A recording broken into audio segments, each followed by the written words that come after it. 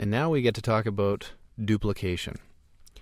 It seems like such a simple idea, really, when you get down to it, but duplicating objects is at the heart of everything that I do when I'm drawing and designing things inside of Corel Draw. And there are so many different ways to duplicate objects, each one being something that will help you depending on the circumstances you find yourself in when you need to create a copy of something.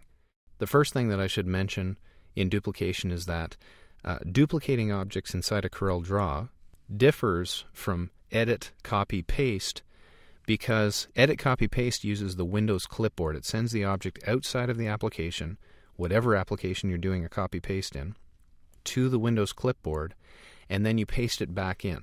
And that A uses up more memory and B uses up a little more time. And then when the clipboard gets involved, you have to worry about the size and the memory and the contents, and do you want to leave these items on the clipboard, blah, blah, blah. Duplication stays right within Draw. It's fast, it's really simple, and it gives you a lot more flexibility in doing your copying. Let me show you 3 of the many different ways of duplicating here in this video. First, if I select this object, I'll show you the basic way, and that is going up to the Edit menu and selecting Duplicate, which you can see the shortcut for is Control D, and that's what I'll find myself doing more often than not. I hit Control D, and it creates a duplicate, which it offsets up and to the right just a little bit. Now, I can control those offsets. If I deselect those objects, you'll find them right here. When you have nothing selected, your property bar indicates that the duplicate distance is 1/4 of an inch on the horizontal and vertical axes. Well, if I have need to set those up differently, I will, but you really don't need to because of the flexibility that you have when you're doing other forms of duplicating. For example, here's one of the trickiest to master, but the most useful to you when you're doing your designing, and that is, let me just move this object up here, and that is, for lack of a better title, a right-click duplicate. And this is something you can do right on the fly. It can be a last-minute decision. So as I'm dragging this object around my screen, and you'll see I have an outline, a ghost image of that, if I drop it, it moves the object. You'd expect that. Here I'm dragging it around the screen again.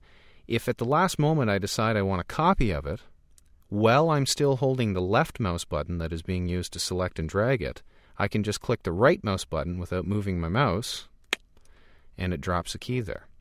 Now, I've been doing this for years, so I make it look easy. When you go to do it, your left and your right mouse button clicks are going to fight with one another, or you might move the mouse while you're trying to get the pressure down on your right mouse button, and it'll give you different results. When you master it, it's second nature. It becomes as easy as pie, and believe me, it's the best thing since sliced bread. And I'll tell you why. Let me get rid of this key, and I'll move this over here.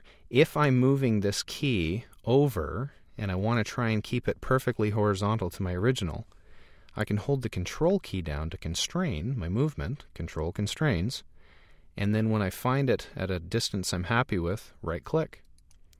And now I have a key that is perfectly aligned with my original, but I've made a copy, I've duplicated it. And if I hit Control D, it does it again. It repeats that same step, which leads me to the last duplicate that I'm going to talk about, and that is the Smart Duplicate. Let me use some of my selecting techniques to select all of these objects and get rid of them, and I will show you the Smart Duplicate. Smart Duplicate is as follows. First, you create a duplicate, and I'm going to do that by using the Control D. Now you adjust the duplicate. So for instance, I'm going to move it, and something we haven't talked about yet is rotating. So I'm going to click and get my rotate handles up, and I'll rotate the object.